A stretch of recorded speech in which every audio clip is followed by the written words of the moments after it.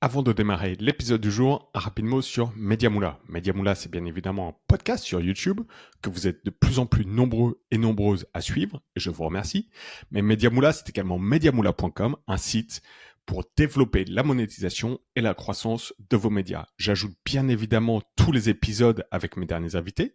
J'ai une partie rapport où je traite l'actualité des médias sous l'angle de la monétisation et de la croissance. J'ai par exemple un rapport sur les nouvelles typologies de médias digitaux, les stratégies innovantes pour la monétisation des médias digitaux, ou encore un rapport sur un sujet qui a fait beaucoup de bruit ces derniers temps aux États-Unis, sur le parasite SEO et la monétisation par l'affiliation des médias digitaux. Enfin, j'ai une section ressources où je liste tous les logiciels, tous les SaaS, tous les softwares que vous pouvez utiliser en tant que média pour développer la monétisation et la croissance de votre audience.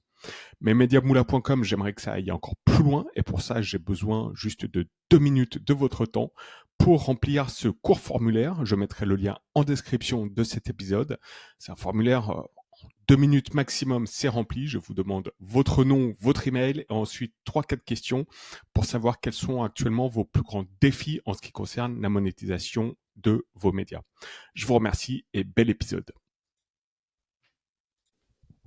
Aujourd'hui sur Mediamoula, le podcast qui explore le futur des médias sous l'angle de la monétisation et de la croissance, nous allons parler d'un CMS, Content Management System, qui commence à faire du bruit. Ce CMS, c'est Ghost.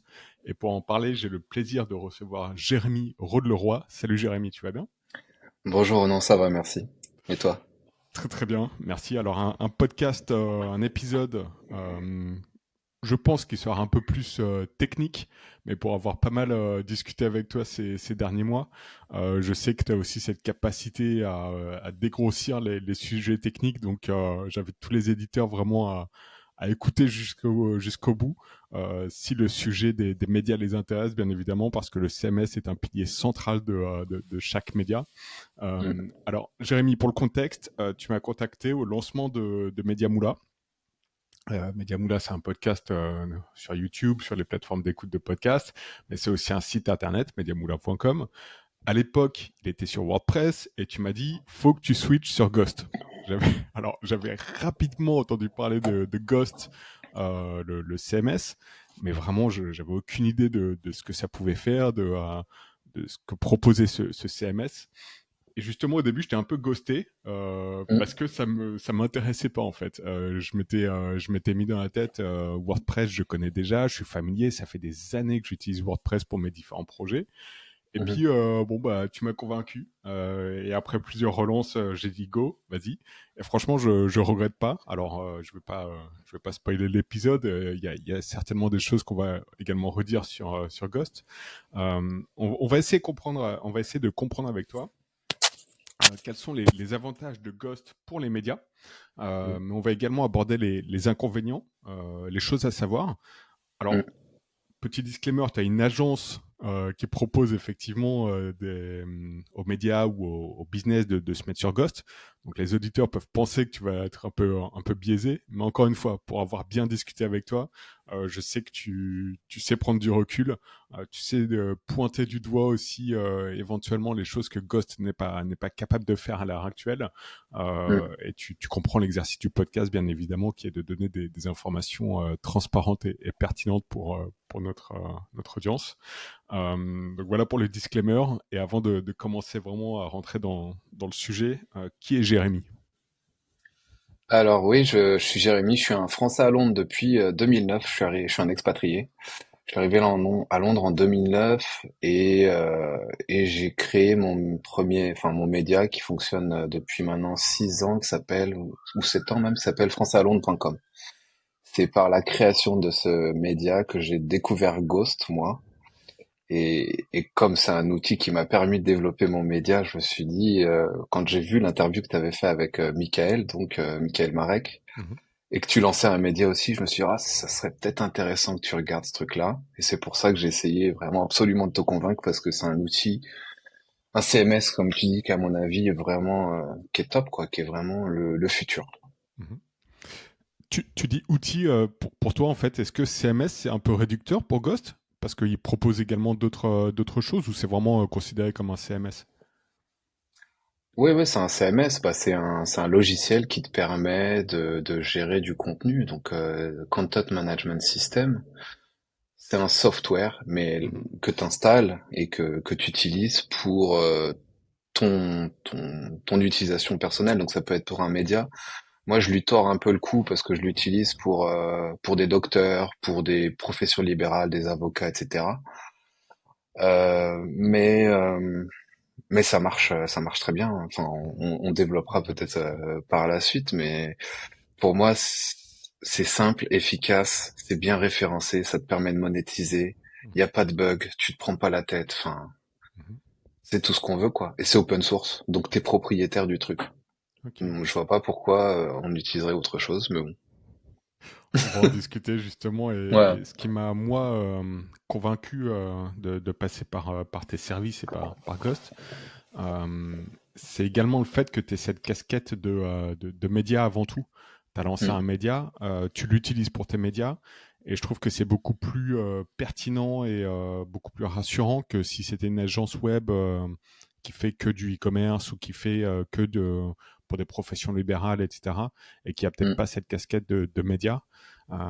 Justement, on va revenir sur la première partie de cet épisode, sur ton média, donc Français à Londres. Euh, bon, le nom est explicite, mais est-ce que tu peux nous présenter la genèse du projet, pourquoi tu as lancé ce site et qu'est-ce que tu proposes?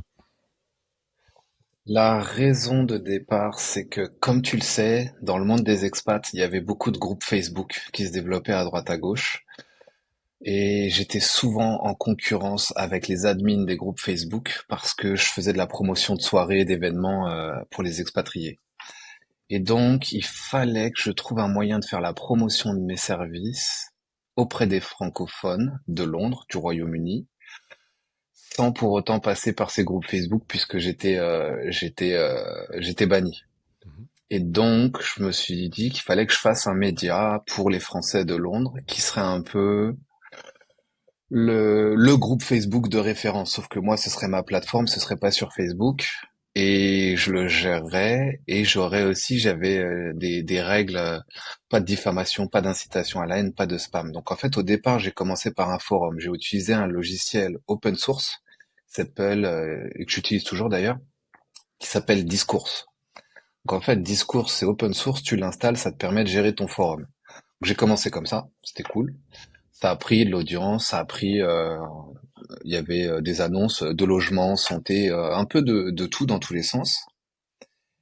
Et en fait, c'est devenu mon business principal dans le sens où la promotion de soirée, ça commençait un peu à tomber à l'eau. Et donc, je me suis redirigé vers le média. Et donc, le forum, je l'ai lancé il y a 7 ans. Et il y a 3 ans, il y a eu un concurrent local ici qui a fermé à cause du Covid. Et c'est à ce moment-là où j'ai cherché une solution qui me permettait de faire un vrai média local web. Et donc oui, j'ai réfléchi à WordPress et je partais sur WordPress au départ et je suis content de pas l'avoir choisi et je vais expliquer les raisons. WordPress c'est très bien, il y a 43% des utilisateurs d'internet qui sont sur WordPress qui ont fait leur site avec WordPress donc c'est très bien, mais moi je voulais quelque chose de plus moderne et de plus simple parce que je m'étais aussi cassé les dents, peut-être parce que je suis pas bon hein, avec WordPress, je l'utilise sûrement mal, mais bon bref, j'avais besoin d'autre chose et donc j'ai trouvé Ghost, qui est pareil open source que tu installes sur ton serveur et donc tu es propriétaire de tes données, tu t'es propriétaire de ta base de données, de tes articles et en plus ce qui me plaisait c'est que tu peux l'exporter. Mhm. Parce qu'en fait souvent quand je cherche une plateforme j'ai peur d'être bloqué par cette plateforme. Si tu vas sur Wix, Squarespace, je regardais ça, ces options aussi, ça me paraissait pas mal, mais je voulais pas aller sur un logiciel propriétaire. Je voulais pas vraiment dépendre d'eux et après c'est dur si demain il y a quelque chose de mieux. Si demain il y a quelque chose de mieux que Ghost, eh ben tu peux exporter ta base de données de membres, tous tes articles et tu vas sur cette nouvelle version qui est meilleure. Et donc, c'était une des premières raisons pour lesquelles je suis allé sur Ghost, c'est que j'ai vu que je pouvais tout exporter s'il y avait besoin, s'il y avait quelque chose de mieux. Et puis en fait, donc j'ai appris sur le tas et maintenant je suis vraiment convaincu. bon, certes, j'ai une agence, je fais des produits, mais vous pouvez aller soit installer votre logiciel vous-même, votre Ghost, et vous avez besoin de personne, et c'est très bien, soit vous allez sur Ghost l'officiel. Mais surtout, moi, ça m'a permis de développer mon propre média moi-même, le monétiser et en vivre. Et c'est pour ça que je suis vraiment convaincu, c'est que en fait, c'est un outil que j'utilise moi-même et tous les jours Mhm. pour mon média et qui fonctionne. Et voilà pourquoi je suis convaincu de cet outil et je conseille tous les gens qui veulent créer un média ou un blog, bah, de l'utiliser parce que tu vas plus perdre ton temps à chercher des plugins. Enfin, en tout cas, moi, je cherchais des plugins, je passais du temps à chercher la pépite, la solution web qui allait régler tous mes problèmes. Et sur WordPress, il y en a toujours des nouveaux trucs qui Mhm. sortent. Et donc, tu veux toujours installer des nouveaux plugins, chercher, chercher, chercher. Et donc, avec le temps, je me rendais compte que je perdais du temps à chercher plutôt qu'à vraiment développer mon business. Et avec Ghost, tu as tous les outils, tout est intégré. Et donc, tu passes ton temps à développer ton business plutôt qu'à régler des solutions web ou améliorer tout le temps, quoi. Mais il y a quand même des plugins qu'on peut ajouter sur Ghost. Mm. En Par fait, exemple, ouais. mhm. Ouais, l'écosystème, il est différent dans le sens où sur WordPress, chacun peut créer un plugin, apporter sa pierre à l'édifice. Sur Ghost, c'est avec un système d'API. Donc en fait, les applications interagissent les unes avec les autres par un biais d'API. Donc tu peux connecter ton Ghost avec une base de données si tu as besoin extérieure par le biais d'une API et ça se fait très simplement. Ou alors tu peux intégrer des widgets, donc des widgets, des morceaux de code dans une page HTML de ton Ghost. Donc en fait, c'est des blocs que tu ouvres qui te permettent de de mettre des outils dont tu as besoin. Par exemple, tout le monde utilise Calendly, admettons, pour prendre les rendez-vous. Et ben là, t'as pas besoin d'un plugin Calendly ou je ne sais quoi. Tu vas juste chercher le morceau de code que tu mets sur ta page contact et puis ça y est, t'as intégré ton Calendly sur ton Ghost. Qu'en fait, le fait de pouvoir évoluer dans le temps, ça se fait par des morceaux de code que tu intègres dans ton site, soit en l'injectant dans Ghost, soit en l'injectant dans les pages. Mais c'est pas par le biais de plugins. Ok. Alors Ghost, tu l'as indiqué, c'est pour les médias, mais pas que. Aujourd'hui, forcément sur Hmm. Mediamoula, on va se concentrer sur Ghost pour les médias.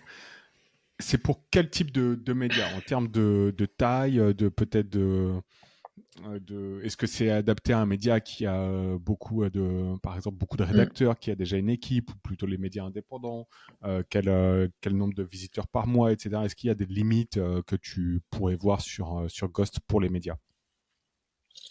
En fait, la limite, à mon avis, c'est la taille du serveur, mais la taille du serveur, tu l'augmentes. Et concrètement, il y a un test qui a été fait.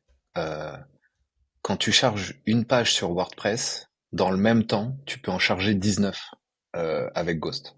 D'accord. Plus clairement, Ghost, c'est 19 fois plus rapide que WordPress. Donc en termes de gestion du trafic, de gestion du contenu, c'est beaucoup plus optimisé que WordPress en tout cas. Et Mhm. pour ce qui est de la scalabilité, le fait de recevoir la charge, c'est super robuste, c'est super solide. Alors, est-ce qu'il y a des gros médias? Oui, il y a des gros médias là au Royaume-Uni qui se sont mis dessus, qui ont migré, ils sont partis de Substack, ils sont allés vers Ghost parce que justement ils voulaient pas payer les 10% de commission que prend Substack sur les abonnements. Mhm. Et puis parce que Ghost fait l'affaire, mais après, je pense que ouais, c'est super rapide, c'est tellement efficace que t'as pas vraiment en fait vraiment besoin de te soucier des problèmes techniques. C'est Ghost qui est optimisé, qui va gérer les requêtes. Et après, bon, tu le mets sur un bon serveur et puis t'augmentes la capacité de ton serveur si t'as besoin. Mais en vrai, enfin pour le commun des mortels, un serveur à 5 livres par mois, c'est largement suffisant déjà Mhm. pour une grosse quantité. Moi, par exemple, pour être concret, françaisalondres.com, j'ai euh, entre 15 000 et 20 000 visiteurs par mois, et j'ai des pics à 1000 visiteurs dans la journée de temps en temps. Ça tient facilement la charge, il y a pas de problème. Et j'ai un petit serveur avec non, je dirais une bêtise. Je sais plus exactement précisément la capacité du serveur, mais c'est quelque chose d'assez simple et basique Mhm. que tu trouves sur tous les hébergeurs. Donc, c'est fait pour tous les médias indépendants et les très gros qui ont envie de scaler. Enfin, bon, je sais pas si Le Monde voudrait se mettre sur Ghost, mais ce serait, à mon avis, pas déconnant. Enfin. Mhm. Ouais. On abordera peut-être un peu plus tard dans l'épisode. Effectivement, on a fait une liste en préparant ce podcast des sites qu'on aime bien et qui utilisent Ghost.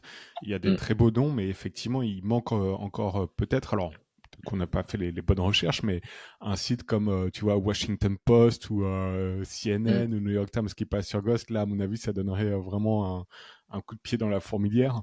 Peut-être que ça existe, mais on a trouvé des très beaux business déjà qui utilisent Ghost. Euh, mm. donc ça, c'est super intéressant. Au niveau encore une fois, peut-être de la scalabilité, je sais qu'il y a pas mal de médias qui nous écoutent, qui sont sur WordPress et qui ont aussi une équipe de dev et qui font du dev custo, en fait, Ouais, personnalisé ouais. sur WordPress pour adapter à leur business. Et ça peut être une fonctionnalité, par exemple, pour rentrer, je sais pas, des liens d'affiliation, des tracking, pour faciliter la production éditoriale ou que sais-je. Est-ce que, euh, en gros, si tu sais coder sur WordPress, est-ce que tu sais coder sur Ghost ou c'est... Moi, j'y connais rien, donc il faut vraiment que tu m'expliques comme si Bah, j'avais 8 ans. hmm. WordPress c'est du PHP et Ghost c'est du JavaScript. D'accord. Donc le langage est différent, mais a priori ceux qui savent coder, ils arrivent à s'adapter. Euh, Si la question c'est est-ce que tu peux mettre en place des fonctions d'affiliation? Oui, puisque le code il est ouvert et si tu veux ajouter des fonctions, tu peux demander de les intégrer toi ou tu peux faire ta bidouille sur ton logiciel que tu auras pris d'origine que tu modifieras. Donc oui, ceux qui veulent améliorer leur propre site et le changer par rapport à leurs besoins, c'est faisable. Moi, j'aime pas trop faire ça parce que ça me paraît un peu compliqué dans le sens où j'aime bien récupérer les mises à jour directement. Hmm. Il y a toute une communauté qui travaille sur les logiciels open source. Quand ils mettent à jour les logiciels et que tu mets en place la mise à jour, si à côté tu avais fait des fonctions qui modifiaient un peu tout cela, ça peut créer des conflits. Mhm. Donc, moi, je trouve que c'est assez flexible quand tu sais modifier un petit peu ton thème si tu as besoin ou si tu as besoin de fonctions personnalisées, tu peux toujours t'en sortir. Après, pour un média qui veut se lancer au départ, je pense que ça répond à tous les besoins. Si tu as une équipe éditoriale, tu as tous les outils nécessaires pour mettre en place des éditeurs, des contributeurs avec différents niveaux de hiérarchie, tu as tout ce qu'il faut pour monétiser avec un paywall. Donc tu peux dire mon contenu il est gratuit jusqu'à tel niveau et puis ensuite inscrivez-vous. Le référencement, il est fait par défaut, donc tu as juste à travailler tes titres, tes mots-clés, ta description, mais toutes les fonctions de métadonnées, elles sont intégrées par défaut. La sitemap aussi, c'est ce qui permet de Google de scroller ton site et voir quelles pages sont en ligne. Elle est faite par défaut, tu peux l'intégrer aussi. Euh, D'un point de vue référencement, ça fonctionne bien. Moi, Français à Londres, il est bon. Alors c'est un EMD, comment dire, Exact Mhm. Match Domain. Ouais. Donc c'est un nom qui comprend les mots-clés dans le nom de domaine. Donc ça aide forcément, mais si j'avais fait le site avec WordPress, je suis pas sûr qu'il soit aussi bien référencé que Mhm. ce soit le cas avec Ghost, quoi. Euh, donc, euh, donc je pense que ça répond à une grande partie de tous les médias, mais à eux de le tester s'ils ont envie. Après, il y a une question d'habitude aussi. Il y a des gens qui aiment travailler sur WordPress, qui sont habitués aux outils WordPress, ou il y en a pas mal qui se mettent sur Substack aussi parce que c'est gratuit. C'est des stratégies différentes, on va dire. Ouais. On va y revenir effectivement un peu plus tard sur le Substack versus Beehive versus Ghost, etc. Sachant que Mm, là, on parle de Ghost en tant que CMS, mais il est important de rappeler peut-être qu'il y a par défaut une fonctionnalité de newsletter intégrée en fait. Quand on s'abonne mm, sur ton site, par exemple sur Mediamoula pour reprendre l'exemple, Ensuite, je peux choisir à chaque post que je publie si oui ou non j'ai envie que ce post soit également envoyé par la newsletter. Donc c'est vraiment c'est un modèle assez différent complètement différent de WordPress, mais un peu hybride à Substack. Enfin c'est assez Ouais. particulier, un peu dur à expliquer peut-être comme ça, mais on mettra des exemples en description. Je sais pas si tu as une meilleure description, peut-être une meilleure explication à fournir sur cet aspect newsletter. Bah, en fait, c'est un éditeur de texte. En gros, la newsletter, si tu veux, c'est un éditeur de texte. Tu fais ton article et au moment de le publier, tu as le choix de dire je le publie seulement sur mon site ou je le publie et je l'envoie à ma base de données Mhm. ou même je l'envoie simplement à ma base de données, donc mes membres, sans pour autant le publier. Donc en fait, ça donne vraiment les trois fonctions par défaut quand tu publies. Et tu choisis en plus la date à laquelle tu as envie de le publier, mais surtout tu peux faire des verticales dans ta base de données. Donc tu as un média, tu peux avoir des lecteurs business et puis des lecteurs non business, on va dire particuliers. Mhm. Et donc si tu veux, tu peux envoyer ta newsletter aux particuliers seulement ou au business ou aux deux. Ça te permet vraiment de verticaliser et de sectionner ta base de données assez facilement et c'est puissant. Mhm. Moi, je te prends l'autre exemple pour Français à Londres. Moi, je suis en train de sectoriser les gens de l'éducation, les professionnels qui travaillent dans l'éducation, les avocats, finance, la politique, faire tous les secteurs. Et je fais aussi des événements réseau. Quand je fais un événement, je vais rassembler soit tout le monde, ou alors je vais faire un événement avec que les gens de la santé et santé et éducation, par exemple la santé et les écoles, ça peut avoir du sens pour les familles ou ce genre de choses. Donc euh, donc c'est puissant. En vrai, Mhm. ça marche vraiment bien. Tu peux affiner donc ta base de données à l'intérieur de Ghost pour une meilleure segmentation. Mm. Ouais, direct par défaut. Ouais. Mhm. On va revenir peut-être sur le business model des médias et Ghost, la relation qu'on peut avoir entre les deux. Euh, donc sur Ghost, il y a donc on a parlé d'affiliation, donc bon pour intégrer des liens affiliés, des tableaux, etc. De Mm. comparaison de prix, ça il y a aucun problème, c'est standard. Tout ce qui est campagne au CPC, par exemple pour passer comme pour faire un pont avec un autre podcast, on a parlé de lui également avec Michael Marek et sa solution Linkaway. Mm. Pareil, on peut le mettre en place très facilement, aucun problème. Du display également, sachant que sur Français Ouais. à Londres, tu le fais aussi et tu as peut-être des choses à ajouter là-dessus. Je sais que le fondateur de Ghost, il aime pas trop ça. Il est pas trop pour justement les médias avec de la pub partout. Eux, ils voulaient vraiment. Leur idée, c'est que les journalistes puissent vivre de leur travail. Et pour ça, c'est pour ça qu'ils ont mis en place le système de paywall et ils incitent vraiment de payer un abonnement pour avoir du contenu premium. Moi, j'ai un modèle sur Français à Londres. Le modèle est un peu hybride où j'ai des bannières, j'ai des abonnements aussi. Et en fait, oui, tu peux quand même intégrer dans le code de ton thème des emplacements. Et tu dis, bah voilà, sur ces emplacements, vous mettez telle bannière. Si ça intéresse des gens, j'utilise un système qui s'appelle Revive. Mhm. Revive Ads. Ça coûte que dalle, ça me coûte 5 livres par un mois, je crois.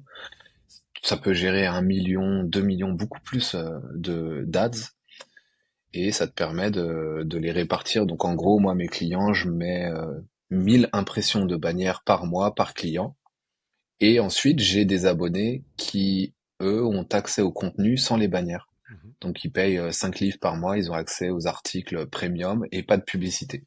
Donc en fait, c'est un modèle un peu hybride mais qui fonctionne très bien et qui est stable. Mhm.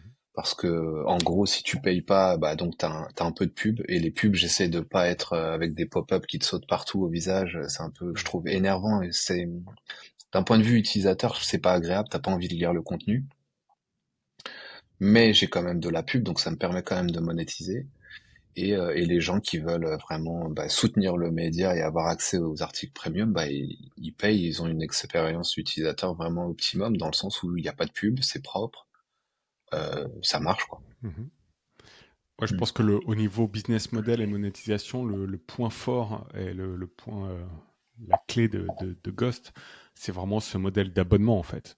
Mm. Moi, j'étais surpris parce que je me suis dit au début, bon, ça peut faire un peu peur de mettre en place des abonnements, mais tout est connecté sur Stripe. C'est super simple Mm. à configurer. En quelques clics, c'est fait. Et surtout, ce qui est vraiment agréable, c'est qu'on peut personnaliser chaque palier d'abonnement. Par exemple, Ouais. voilà, 10 euros par mois, vous avez ça, ça, ça. 15 euros, vous avez l'abonnement premium, etc., etc. Et cetera. Et Mm. on peut faire différents paliers comme ça. Et également pour chaque post publication, on peut dire cette publication elle est accessible uniquement pour les gens qui sont abonnés avec ce palier, etc., etc. Donc en fait tout le business model il est aligné dedans et c'est super simple en fait. C'est en sidebar, bim, je sélectionne. On peut Ouais. même dire bah tu donnes jusqu'à ce paragraphe, tu le donnes gratuit et après c'est le paywall ou alors tout le truc derrière paywall. Donc ça c'est vraiment ouais, c'est très très agréable et très simple d'utilisation. Ouais, ouais, ouais, et vraiment, bah, la technologie, elle est au service de la monétisation de ton business. Donc, en gros, t'as même plus trop besoin t'as pas besoin de technologie, t'as plus besoin d'être un geek. Tu utilises les outils, t'as juste à réfléchir le meilleur moyen de les monétiser, quel serait le meilleur service. Tu réfléchis au contenu, tu réfléchis aux choses importantes, mais la technologie, c'est plus un problème pour mettre en place tes idées, quoi.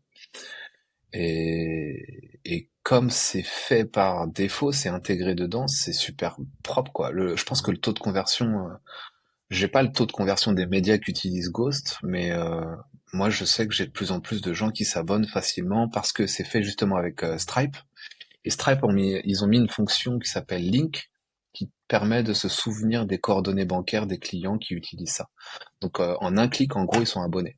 Mhm. Et en un clic, ils peuvent se désabonner aussi. Ils ont leur gestion de compte. Euh, Moi, j'ai plus de clients qui m'embêtent en me disant, ouais, je veux me désabonner, si, ça. Ils font leur vie, quoi.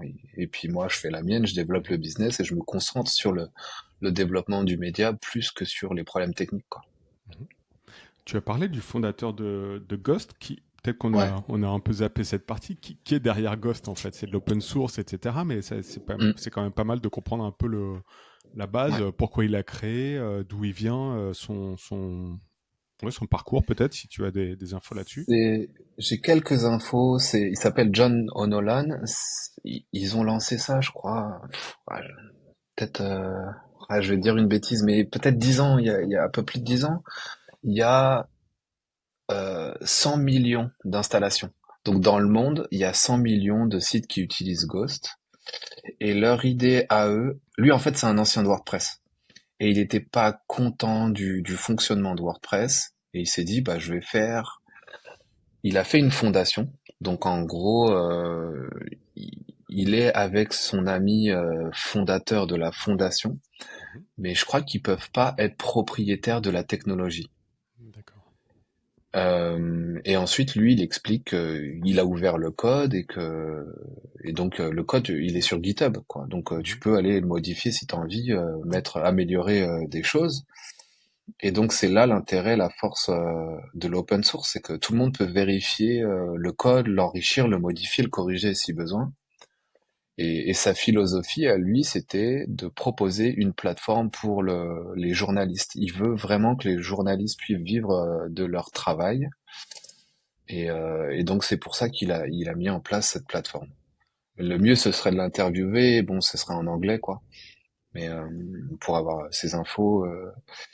Mais je pense qu'il a vraiment une bonne volonté et moi j'ai mis mes deux business dessus quoi. En gros mes deux entreprises sont basées sur Ghost, donc Mhm. là pour le coup c'est un peu risqué mais j'y crois. Donc tes deux business, on rappelle le média français à Londres et ton Ouais, agence Abstract 27. ouais l'agence c'est ouais Abstract 27.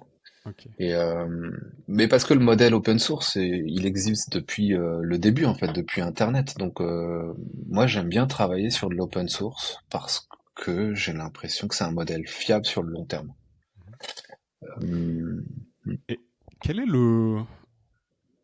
tu as parlé à d'autres médias, j'imagine, qui sont sur WordPress pour switcher sur Ghost. Quelle est ouais. la chose qui revient le plus régulièrement sur le Switch? Est-ce qu'ils disent OK, on y va ou est-ce que c'est un peu plus J'ai prudent même En vrai, j'ai même parlé à un concurrent, et je peux les nommer, il s'appelle French Morning.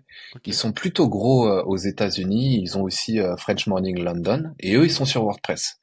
Et je voulais lui proposer de migrer en fait sur Ghost. Je pense que c'est tellement bien que pourquoi ne pas le faire?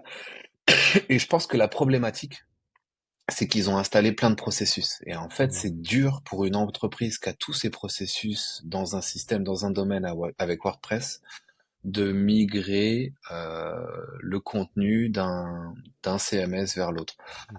En vrai, c'est faisable, mais moi, ça me paraît faisable.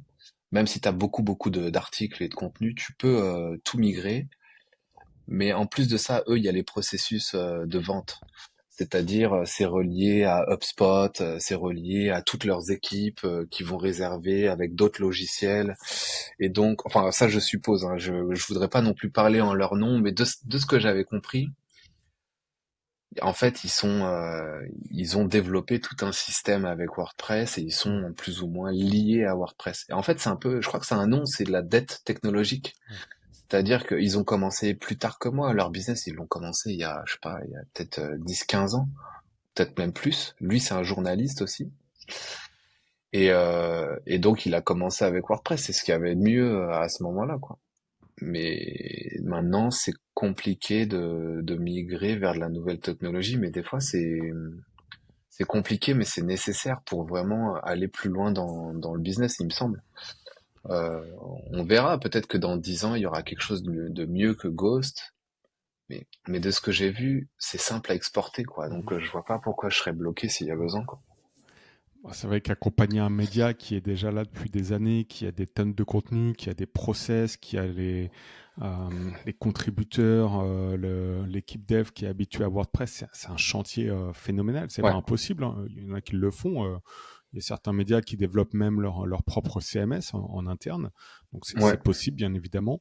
Mais c'est vrai que c'est un chantier. Ils ont peut-être d'autres préoccupations à l'heure actuelle. Et il y a peut-être aussi une question d'habitude. Après, des fois, les gens, ils aiment pas changer leurs habitudes, Mhm, ils veulent pas défaire ce qui a été fait. Ça peut aussi se comprendre. mhm, Et puis, la question surtout, c'est l'hypothétique gain. C'est-à-dire, ils sont pas sûrs du gain qu'ils vont obtenir en faisant la migration et c'est difficile, même pour moi qui suis convaincu de Ghost, de leur dire, bah si, tu vas avoir beaucoup plus de ventes, tu vas avoir un meilleur taux de conversion, tu vas avoir plus d'audience.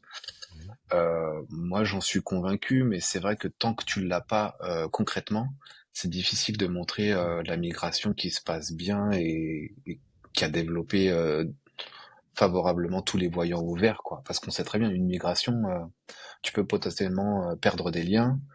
Si tu perds des liens, ça va te faire déréférencer peut-être sur Google quelques pages, et si t'en as des milliers, bah c'est quand même risqué, quoi.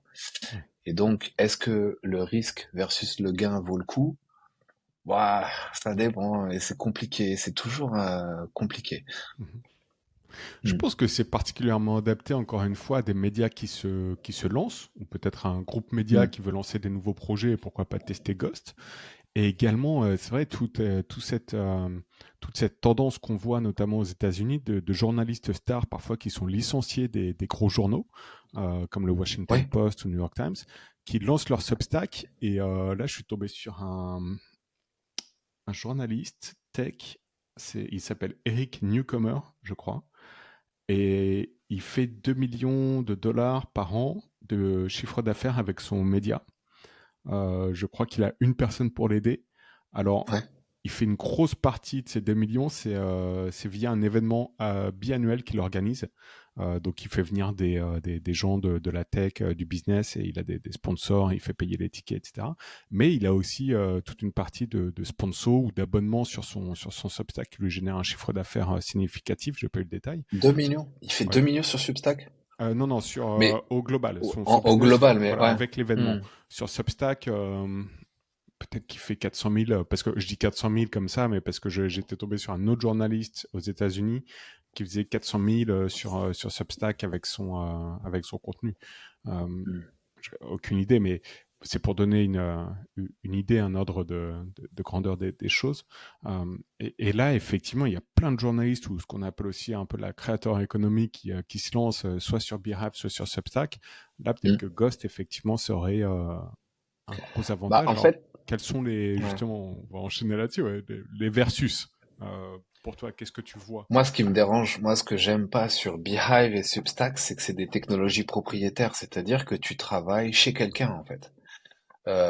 Donc, quand tu fais des articles sur Substack, Beehive, je connais pas trop encore, et Substack, pas beaucoup non plus, mais j'ai testé Substack, j'ai regardé parce que tout le monde en parle et que c'est gratuit et que je suis curieux. Et en fait, ce qui me déplaît, c'est que, en gros, sur Internet, le contenu est roi. Donc, si tu fais du contenu ailleurs que chez toi, tu travailles pour cette plateforme. Donc, pour moi, quand tu fais du contenu sur Substack, tu travailles pour Substack, puisque ensuite, l'audience et tout le contenu que tu vas avoir, tu l'envoies chez eux. Mhm. Pour moi, pour moi, c'est un problème. Et c'est le problème des réseaux sociaux aussi. Enfin, Instagram, quand tu fais du contenu sur LinkedIn, Instagram et toutes les autres plateformes dont tu n'es pas propriétaire, d'une certaine manière, tu travailles pour eux. Alors, je nie pas le fait qu'ils ont de l'audience et qu'ils t'apportent du trafic, et c'est ce pourquoi on travaille, on veut tous de l'audience. Mais l'idée, c'est éventuellement de renvoyer toujours des liens qui renvoient vers ton site à toi dont tu es propriétaire, donc ton nom de domaine. Sur Substack, je crois que tu peux avoir ton nom de domaine. Mhm. Ok, c'est intéressant, mais ça reste quand même la marque Substack un peu partout. Et en plus du fait, alors là, je vais prendre les mots du fondateur de Ghost qui dit que sur Substack, par exemple, les emails que tu mets, ils vont eux les utiliser pour promouvoir leur service auprès de ta base de données à toi. Donc ça, moi, ça me dérange, c'est un peu un problème. Le second problème, à mon avis, c'est le fait que c'est donc une plateforme propriétaire, donc tu t'es pas propriétaire de la plateforme. Et puis après, il y a quand même 10% de commission sur les ventes. Et, euh, et Beehive, c'est pareil, je crois que tu travailles sur un logiciel qui t'appartient pas, qui est pas open source. Donc c'est pas parce que c'est open source que ça t'appartient, mais au moins tu as toute la liberté de le modifier, de le corriger. Il y a une communauté autour qui travaille dessus. Mhm. Et, euh, et si tu fais même un historique, tu regardes, je sais pas, avant il y avait Blogger, il y avait beaucoup de gens qui étaient sur Blogger, ensuite il y a eu Medium, les gens allaient sur Medium. Blogger, Medium, bah c'est à mon avis les anciens Substack. C'est-à-dire c'est des effets de mode sur lesquels les gens vont se mettre parce qu'il y a de l'audience et c'est à la mode. Mais mais après, encore regardez si vous pouvez exporter votre contenu facilement et le migrer. Et là, j'ai déjà fait des migrations de Substack vers Ghost, donc c'est plutôt simple à migrer, c'est plutôt cool. Euh, mais je sais pas combien de temps ça va durer, combien de temps ils vont vous laisser sur ces plateformes-là le fait de pouvoir exporter, parce que c'est pas dans l'intérêt de la plateforme Substack ou Beehive de faciliter l'export de leurs Mhm. utilisateurs. Eux, leur but, c'est de les garder et de faire en sorte qu'ils aient des abonnements et qu'ils grandissent leur réseau. Donc je suis assez biaisé de ce point de vue-là. J'aime pas ces plateformes et je le cache pas, mais j'explique pourquoi, quoi. Pour moi, enfin, de travailler sur quelque chose qui est pas open source, ça m'embête. J'ai du mal à construire, ouais, sur des business dont t'es pas le propriétaire. Si c'est pas de l'open source, c'est dérangeant. Mhm. Et, euh, et je peux prendre un autre exemple, en fait, quand tu fais du contenu, encore une fois, sur LinkedIn, Instagram, les réseaux sociaux, tout ce qui t'appartient pas, c'est un peu comme si t'es locataire d'un appart, et tu te dis, bon, bah, vas-y, je vais changer les fenêtres, je vais refaire la toiture, puis après, tu t'en vas. Bah, le propriétaire est content, hein. Moi, je, moi, je le vois, je le vois comme ça. Donc, j'aime bien travailler pour moi et quand tu fais du contenu, eh ben tu le fais sur une plateforme open source. Donc ça a du sens hein, de le faire sur du WordPress, sur du Ghost, sur de l'open source en général si Mhm. tu peux, ou alors une technologie que tu développes toi Ouais. sur ton serveur et que tu gères toi. Ok, tu Mhm. construis quelque chose. Mais comme réfléchis aussi à la revente. Si tu veux revendre un Substack, est-ce que ça se vend? Tu vends quoi? Tu vends la base de données en fait. Donc Mhm. c'est la base de données d'email qui a une valeur. Oui, ça se revend des comptes Instagram, des comptes LinkedIn, peut-être même des groupes Facebook. Moi, j'ai racheté un groupe Facebook. Mhm. Donc bon, c'est un peu de valeur, mais t'es quand même dépendant de l'algorithme de la plateforme en fait. Donc c'est compliqué de construire sur ce genre de modèle, selon moi, quoi. Et j'ai eu des concurrents, je parlais des admins des groupes Facebook. Ils avaient construit leur business sur des groupes Facebook. Donc ça s'appelle le Cercle des Français à Londres. bah, il a 70 000 membres, mais en vrai, en tant qu'activité, je pense pas que ce soit vraiment puissant, puisque les 70 000 membres, maintenant, l'algorithme a vraiment baissé l'audience. Et quel est vraiment le reach, La sur les portée. 70 000, combien t'en touches la portée, merci? Je pense qu'elle est, on la connaît même pas. À l'inverse d'une base de données, si tu as 70 000 emails et que tu envoies un emailing, tu sais que tu l'envoies aux 70 000. Certes, tu as un taux d'ouverture, bon, bah, tu as peut-être 50% de taux d'ouverture, mais au moins tu as des chiffres concrets qui sont à toi, qui t'appartiennent, que tu peux revendre, quoi. Donc pour moi, ça a du sens de construire des médias ou des business sur des plateformes qui t'appartiennent, quoi. Mhm. Donc ouais, j'éviterais Medium, j'éviterais Blogger, j'éviterais Substack et compagnie, Mhm. quoi. Désolé pour eux, mais Non, ouais. non, mais écoute, de toute façon, t'es pas à te cacher non plus que ce sont des, enfin, je veux dire, ça fait le job. Ces outils sont excellents. On n'est pas là à dire que ce sont pas des bons outils. Et c'est fou en fait parce que Substack, je pense que c'est parce que c'est gratuit en vrai. Les gens vont sur Substack parce que c'est gratuit, ça marche, c'est vrai que c'est propre, ça marche, ça a l'air d'être efficace. Ah, la question c'est sur le long terme. Moi, je veux voir dans, je sais pas, dans 2, 3, 4 ans, je sais pas comment ça va tenir, comment ça va tourner. Parce Mhm. que, encore une fois, tu prends un exemple de blogueur, Medium, il y avait quoi avant? Tumblr. Je sais pas si ça te parle, Ouais. Tumblr. Il y a plus personne sur ces trucs-là, si? Hmm. J'ai pas les chiffres, mais effectivement, ouais, parfois je tombe sur des médiums encore un peu actifs, mais généralement, ouais, la grande majorité, ils sont un peu à l'abandon. Et c'est Tu peux dommage même parce que la remonter. plateforme était, ouais, Tu mais prends c'était sympa, je Skyblog. trouve. Ouais, Il y Skyblog, a- ouais. Ouais, bah, Skyblog, ça serait super de faire un podcast sur Skyblog parce qu'ils avaient ils avaient une avance de fou Skyblog. C'est tellement dommage. Je comprends pas trop ce qui s'est passé avec cette plateforme, mais ils auraient pu faire un truc gigantesque. Ils auraient Hmm. vraiment pu faire un truc gigantesque. Mais à l'inverse, ce qui pour moi traverse le temps, WordPress, tu vois, ça a Oui. traversé tout ça. Mm. Et c'est open source. Et je Ouais. pense que c'est la raison pour laquelle ça traverse. Mhm. Pour les auditeurs qui s'intéressent au business, qui ont quand même pas mal de scale et qui sont quand même assez gros et sur Substack, j'ai récemment interviewé Johan Lopez de la newsletter Snowball. Ouais. Ouais, je J'avais l'ai contacté. Ah ok, bah, il Ouais. développe son propre outil. Donc c'est ce Ouais. que tu disais, soit on passe sur un truc comme Ghost, soit on développe en interne. Et c'est vrai que c'est un pari qui est quand même super osé, mais bon, il n'a pas expliqué toutes les raisons, même si je pense qu'il aurait pu prendre le temps de le faire, hein. Il est très transparent sur Si, son si. business. Mais moi, j'écoutais ton interview. Ouais, Une des raisons, c'était quand même d'éviter de payer les 10% de ouais, commission, c'est parce que ça. dix Mais pour cent, il y a ça, il y a l'aspect monétaire, effectivement, mais j'ai également senti, et je crois qu'il l'a expliqué d'ailleurs, que c'était par rapport aux fonctionnalités. Parce qu'il a quand même beaucoup de newsletters dans son collectif de newsletters, et sur ouais. Substack, il y a quand même certaines limitations. Donc c'est vrai que Substack, moi j'utilisais encore Beehive, et tu me demandais pourquoi je n'étais pas passé sur Gauche, j'ai pas de réponse, je vais bientôt le faire pour Mediamoula. Mais Beehive, franchement, ça fait le taf, c'est super simple d'utilisation, etc. Mais derrière, tu es quand même un peu, même si je crois que l'équipe de Beehive, l'équipe tech, elle est quand même connue et reconnue pour shipper, donc pour proposer Ouais. des nouvelles fonctionnalités très rapidement. Mais tu es toujours un peu bah, à la guise de ces business. Et je pense que c'est là où Johan aussi il s'est dit, bon, bah ok, pour mon business, aspect économiquement parlant, ça a du sens qu'on switch. Et également, bah, on sera vraiment propriétaire, on pourra développer nos propres outils, etc. etc. Donc, je pense que c'est bien pour commencer, ou alors si vraiment tu as un business très simple, tu vois, tu as un journaliste, tu as une publication, etc., tu veux pas aller plus loin. Mais peut-être Hmm. qu'à terme, effectivement, si tu veux développer d'autres choses, ça vaut le coup de se pencher sur une solution customisée. Euh, Bah en fait, c'est vrai, il y a quand même un peu une barrière à l'entrée de Ghost. C'est-à-dire, soit t'es un peu geek et t'arrives à installer le logiciel sur ton serveur, et là, ça y est, t'es tranquille, t'as ton outil, ça te coûte quasiment que dalle, et t'es propriétaire de la technologie.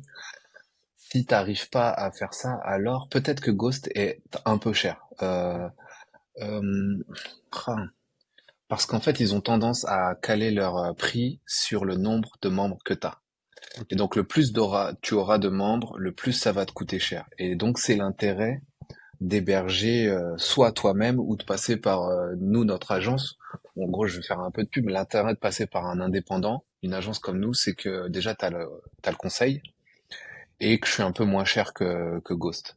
Mhm. Mais après, si tu veux l'officiel, tu peux aller chez eux et c'est intéressant. Et donc, il est là le problème, c'est que les gens, ils ont tendance à préférer Substack, qui est gratuit, plutôt que d'aller payer les services de Ghost pour Mhm. le moment.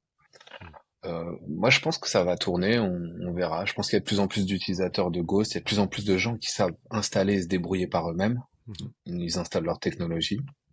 Et il y a de plus en plus de tutoriaux aussi sur Google qui te montrent comment faire et donc qui te permet de le faire par toi-même, en fait. Mhm. Oui, il n'y en a pas encore en français, en tout cas, il n'y en a pas encore énorme pour avoir fait quelques recherches, mais en Ouais, anglais, effectivement, on tombe facilement soit sur des tutos, soit sur le forum officiel de Ghost, en fait, ouais, ouais. qui est quand même assez actif d'après ce que j'ai vu. Bah, encore un exemple, leur forum, il est fait avec Discourse. Ok. Donc, open source. Et pareil, moi, Discourse pour les forums, c'est top. Mais je sais pas si tu regardes, mais la plupart des forums sont faits avec Discourse aussi. Mhm. Donc, Ouais, je me suis pas penché sur le sujet effectivement parce que donc Ghost n'a pas on peut pas installer comme sur WordPress par exemple une template ou un thème de forum. Faut passer par un autre logiciel. ouais, c'est pas fait pour le forum, on va Ok. dire. Ghost, c'est vraiment fait pour publier. Autant prendre Discourse. En gros, moi, dans mon média sur Français à Londres, j'ai françaisalondres.com, c'est Ghost. Mhm. Et j'ai après un sous-domaine qui est forum.françaisalondres.com. Et ça, le sous-domaine, c'est Discourse. Ok, très bien. Alors pour pas ne faire un épisode uniquement sur les avantages et sur à quel point Ghost c'est génial, Mm, mm.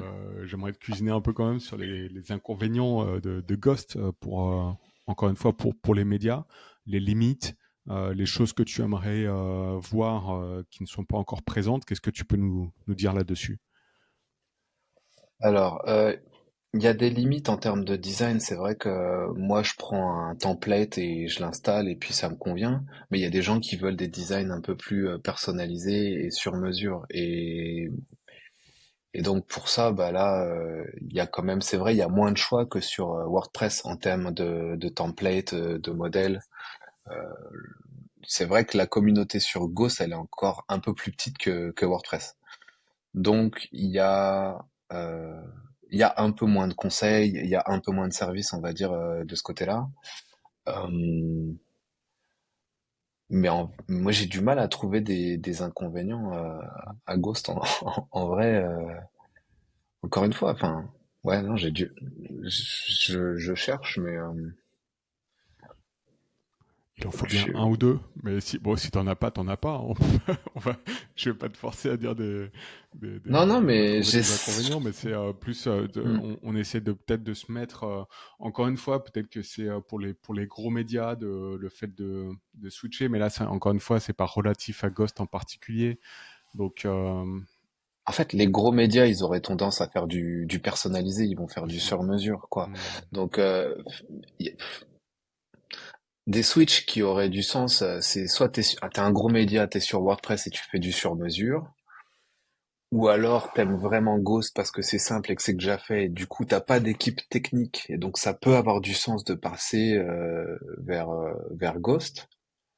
Mais les cas possibles, si t'as un gros média, en général les gros médias ils vont faire du sur-mesure, ils vont Ouais. faire ce dont ils ont besoin, ils ont une équipe technique et c'est intéressant. Mhm. Après peut-être que les gros médias ils vont se mettre à virer les équipes techniques et à prendre des solutions toutes faites, hein. Mhm. C'est possible, hein, parce que enfin du coup comme c'est tout fait, ça fait moins de formation, ils vont prendre des gens qui connaissent déjà le système il était toujours mis en place et mis à jour par la communauté. Moi, je trouve ça plutôt bien, hein. C'est comme si tu avais une équipe de 40 développeurs en utilisant de l'open source qui mettent à jour une technologie. Euh, c'est puissant, quoi. Mhm. C'est toujours à jour. Donc, ouais. Est-ce qu'on peut citer quelques exemples de gros sites qui utilisent Ghost? Là, je vois ta liste et je l'avais complété également. Donc, il y a le blog. Alors, c'est vraiment là, on a par exemple, on parle de Airtable, Duolingo, Unsplash, DuckDuckGo. En fait, ce sont Ouais. les blogs de ces business Ils ont- qui utilisent Ghost. Est-ce que toi, tu as d'autres exemples qui t'ont particulièrement marqué où tu te dis, tiens, il y a une utilisation intéressante de Ghost sur ce site? Bah, Airtable, c'est intéressant parce que Airtable, c'est une entreprise tech Mhm. qui utilise Ghost pour son blog. bon bah c'est enfin si eux ils l'utilisent, même OpenAI, ils avaient utilisé Ghost aussi et Ok. ensuite ils sont passés sur du sur-mesure. Donc enfin des grosses entreprises tech qui connaissent la tech et qui savent ce que c'est et qui l'installent pour leur technologie, pour moi ça valide le modèle quoi. Mhm. Euh, mais c'est vrai que ouais, j'ai pas encore trop de temps de regarder ce qui se fait dans la veille des médias et quelles technologies ils Mhm. utilisent. Je suis pas encore très calé de ce côté-là. Moi, je l'utilise tous les jours, je le développe pour D'accord. moi et je développe mon business, quoi. Je regarde un peu ce qui se fait côté technologie. J'aime bien regarder les logiciels open source, voir ce qui se fait. Mais, mais de, et j'aime bien, oui, regarder. Il y a un outil, c'est grâce à Michael aussi, que j'utilise de plus en plus cet outil. Ça s'appelle Wapalizer. En Ok. fait, c'est une extension Chrome qui te permet de voir quelles sont les technologies utilisées par les médias. Donc, en gros, si tu vas là sur Riverside, c'est l'outil que tu utilises pour la vidéo, Mhm. bah, je vois qu'ils utilisent Zendesk. En système de paiement, ils utilisent Stripe. Il y a HubSpot, euh, React, etc. Donc ça me Ok. donne en fait, quand tu vas sur un site avec Wapalizer, ça te permet de voir un peu ce qui est Toute utilisé. la stack derrière Ouais, le business. exactement. Tu vois tout, Ok. tu vois plus ou moins la stack. Et moi, j'utilise beaucoup pour voir, bah, par exemple, ce que mes concurrents utilisent Mhm. ou des gens qui aiment bien la technologie que je vais suivre. Et comme ça me permet de voir ce qui sort, quelles sont les technologies utilisées. Et voir un peu si je passe pas à Intéressant. côté d'une pépite. Mhm. J'avais noté également le blog de Kickstarter qui utilise Ghost et un Ouais, site que j'aime beaucoup qui est 404 Médias, c'est un site américain ou en anglais, enfin en tout cas c'est en anglais. Donc je mettrai tous les liens en description et pour les personnes intéressées, vous pouvez également aller sur ghost.org/explore. Pareil, je mettrai le lien en ouais. description. Et là, alors vous allez certainement voir Jérémy parce qu'il est très bien référencé dans cet annuaire. Mais ouais, petite astuce pour les médias qui veulent se lancer là, c'est le coup un bon annuaire pour avoir facilement un backlink dès que vous vous lancez. Ouais, Euh, et ce qui est super intéressant, en fait, on en parlait juste avant l'enregistrement, c'est que quand tu enregistres ton média ou ton site sur Ghost, sur cet annuaire des créateurs de Ghost, tu peux dire si tu souhaites partager ton nombre d'abonnés et le chiffre d'affaires que tu réalises. Donc en fait, ouais. ça fait une veille assez intéressante et on peut avoir des exemples de sites qui utilisent Ghost et combien ils font, combien ils ont d'audience, etc. Enfin, pas Ouais. d'audience, pardon, de membres. En fait, l'idée de Ghost avec Ghost Explore, c'était de faire une marketplace qui recense tous les sites qui utilisent Ghost. Et donc, l'idée, c'est que chaque utilisateur qui veut se lister ajoute son site internet et ensuite tu autorises ou non les droits des informations. C'est-à-dire, tu connectes ton application et tu dis, j'autorise de partager le nombre de membres que j'ai sur mon média et les revenus ou pas. Et en fait, le plus tu vas partager d'informations, le plus ils vont te faire remonter sur leur Ok. marketplace. Ouais. Ouais, je vois qu'il y a Et, effectivement une section featured, donc mise en avant. ouais, Et ouais, on peut y passer quelques temps et c'est assez intéressant. Là, je vois par exemple un site sur le domaine de la politique aux États-Unis euh, qui est indépendant, sans pub, non partisan et qui fait 234 000 dollars de revenus mensuels hmm, sur Gold. Donc des business quand même assez solides. Mais il y a vraiment de tout en fait, du gros business au petit qui démarre, etc. Donc ouais, intéressant. Et encore une fois, je mettrai le lien pour des inspirations. hmm. Très cool. On a parlé donc de Ghost versus WordPress versus Beehive. Euh, Récemment, enfin c'était peut-être il y a 2 mois, dans l'écosystème WordPress, il s'est passé quelque chose que moi j'ai pas trop suivi et que toi t'as plus analysé. C'est entre guillemets Hmm. le drama. Tu peux nous en dire 2 mots? En fait, ce qui s'est passé, c'est que si je récapitule bien, il y a une des entreprises qui développe un plugin. euh, le plugin, c'est ACF. Et cette entreprise développe ce plugin donc sur l'écosystème de WordPress. Et WordPress leur demandait, on va dire, une sorte de taxe pour continuer de monétiser leur plugin sur la plateforme WordPress.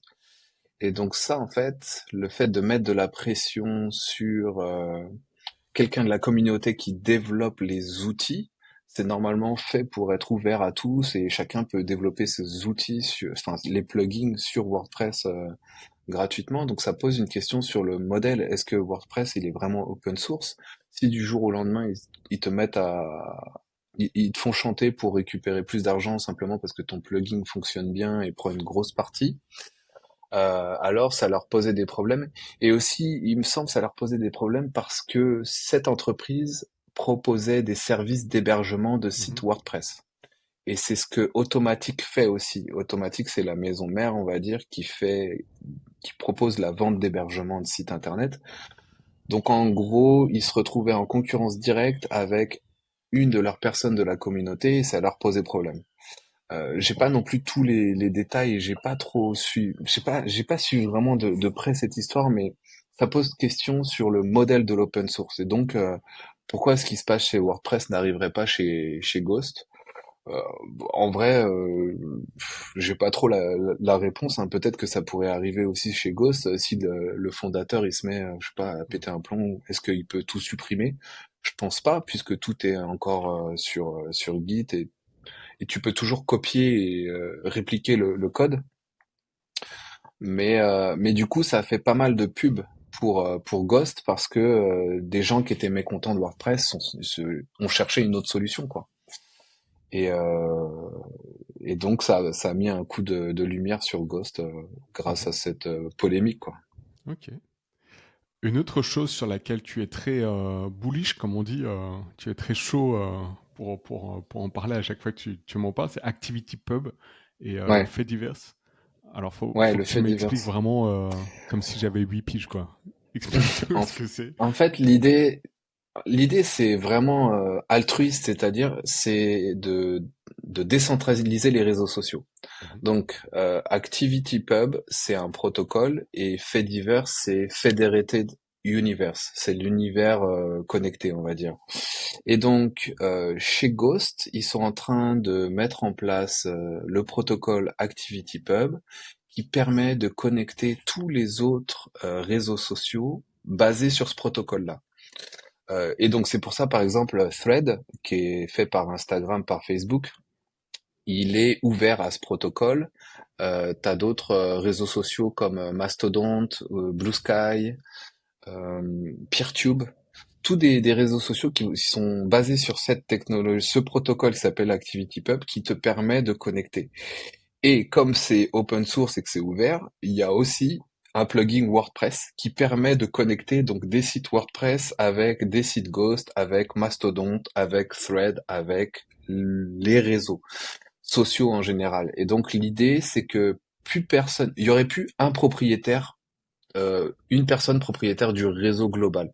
Ça veut dire que Elon Musk, qui est propriétaire de Twitter là, ben il aurait moins de force que l'ensemble des réseaux qui vont s'interconnecter.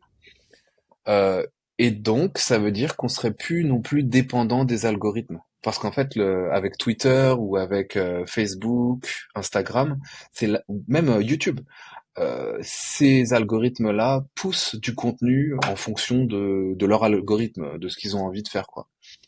Et là, comme les réseaux seraient interconnectés entre eux, et ben, il y aurait plus d'algorithme qui va te dire, tiens, va voir ce contenu plutôt que celui-ci. Et donc, ça redonnerait un peu plus d'équitabilité, de visibilité aussi au réseau. Mhm. Et donc, l'intérêt pour les utilisateurs, ça veut dire qu'on serait plus dépendant de Facebook ou de ces réseaux qui sont puissants, LinkedIn, YouTube et compagnie. On pourrait s'émanciper et avoir chacun nos parts de réseau qui seraient tous interconnectés entre eux. Et donc, on serait plus dépendant des algorithmes de ces grands médias, en fait. Très cool. Et donc, pour moi, c'est le futur parce que si on arrive à remplacer Facebook, Instagram, YouTube et compagnie, ça veut dire qu'il n'y a plus une personne propriétaire du truc. Enfin, il n'y a plus une seule personne en charge et donc qui peut pousser pendant des élections. Tu vois, Mhm. Elon Musk, il pousse Trump pour des élections. Bah ça serait fini quoi. Si on arrive bien à interconnecter tous les réseaux sociaux, et ben on peut liker des posts WordPress ou des contenus ou des vidéos et tu peux refollow, retweeter, partager, etc. mais sur des réseaux indépendants dont chacun héberge une partie du réseau. Je sais Très pas clair. si c'est assez Oui, clair. ouais, non, tu l'as Ouais. bien expliqué. Mais de toute façon, pareil, on mettra, parce que c'est quand même un peu compliqué d'expliquer ça sur un podcast, mais tu t'en es très bien tiré. Mais on mettra les liens parce qu'ils expliquaient aussi leur développement par rapport à ça. Je sais que tu m'avais envoyé un lien où ils Mm. expliquent où ils en sont, etc., les différentes étapes de développement. Ouais. En fait, il y a une newsletter qu'ils envoient une fois par semaine sur ActivityPub et ils Mhm. t'expliquent comment, bah là, en fait, la semaine dernière, ils ont réussi à connecter tous les sites Ghost avec les sites WordPress. Et alors, en fait, c'est en bêta, donc il y a une cinquantaine d'utilisateurs Ghost qui testent la bêta version et qui est en train de regarder tous les bugs et de développer de ce côté-là. Mais dès qu'ils vont être fiables et prêts, ils l'ouvriront au public et donc tous les sites Ghost pourront se connecter et partager avec les sites WordPress, avec tous les réseaux qui sont connectés sur ce protocole qui s'appelle ActivityPub. Et en fait, pour te trouver une sorte de similarity, par exemple, les emails, on utilise le protocole SMTP. Mhm. Et donc, peu importe que tu aies un client Gmail ou Hotmail ou Yahoo ou quoi, bah, ça te permet d'envoyer des emails les uns avec les autres. Bah là, l'idée, c'est pareil. En utilisant le même protocole, on pourra follow, like, share, partager. Et peu importe la technologie que tu vas utiliser, moi, je pourrais utiliser Ghost, tu pourras utiliser WordPress ou Mastodon ou Thread ou ce que tu veux, tu verras le contenu qui est publié ailleurs sur le client, sur ton client qui te permet de lire ton contenu, quoi. Donc ça nous donne de l'indépendance et puis on n'est plus fermé à un seul réseau. Ça veut dire que t'es pas obligé de te connecter. Enfin, en gros, si t'es pas inscrit sur Twitter, tu peux pas poster sur Mhm. Twitter. Alors que là, tu pourras. Si Twitter s'ouvre, si les réseaux s'ouvrent, au final, l'idée c'est ouais, c'est de décentraliser tout ça. Mhm. Avant de passer aux questions de fin, j'aimerais juste qu'on revienne, si tu le souhaites, sur la monétisation de ton site français à Londres. Juste avant d'enregistrer le podcast, tu me disais que tu faisais absolument pas d'affiliation. Euh, alors que je pense que Ouais. t'as des ponts assez évidents. Par exemple, alors je sais pas s'ils ont encore de programme d'affiliation, mais tu comptes, en gros, t'as quasiment tous les Français qui vivent à Londres qui doivent connaître ton média. Là, Hmm. c'est les fêtes de fin d'année. Tu pourrais leur envoyer un petit email en disant bah, bookez votre trajet retour via Eurostar pour rentrer voir la famille pour Noël. Et bim, Ouais. tu fais de l'affiliation. Mais je crois que pour toi, l'affiliation, c'est vraiment le dernier truc que tu as envie de faire. Bah, en fait, j'ai une expérience contrariée avec l'affiliation et j'ai essayé deux fois. On va dire il y a trois quatre ans, je mettais des bannières de London Eye ou des sites Ouais. touristiques et je me disais que bon bah va bien y avoir des ventes et sur ces ventes j'ai une commission, bon très bien. Sauf que la commission elle est ridicule et je fais quand même de la pub pour le lieu touristique. Admettons, j'ai ma bannière qui montre aller chez London Eye ou aller voir Big Ben. Bon bah eux ça leur fait de la pub gratuitement. Et en fait Mhm. ça m'embête de faire de la pub gratuitement puisqu'en fait moi mes bannières je les vends au coup pour 1000. Donc 1000 impressions c'est 10 livres.